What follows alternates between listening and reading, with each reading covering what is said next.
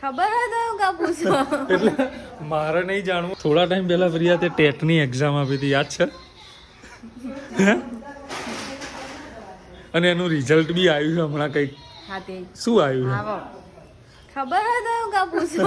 એટલે મારે નહીં જાણવું. આ લોકોએ ઘણી કમેન્ટ કરી શું રિઝલ્ટ આવ્યું છે. મારે તો જાણવું જ છે ને લોકોને બી જાણવું છે. એટલે કઈ વધારે નહીં, હું 15 માર્ક્સ માટે રહી છે. થોડું જોરથી બોલ, થોડું જોરથી બોલ. શું થયું? હું ફેલ થઈ જાય.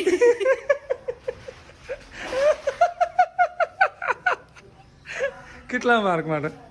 15. 15 કી આમ ઓછા ના કહેવાય. એકાદ બે માર્ક હોય ને બકા,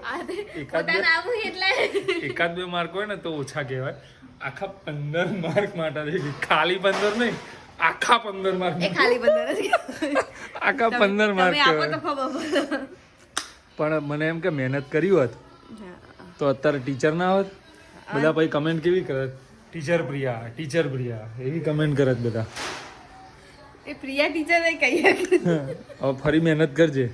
હવે આવશે ને હજુ 26 માં તો નહીં, લગભગ 27 માં આવશે ને. તો મહેનત કરજે.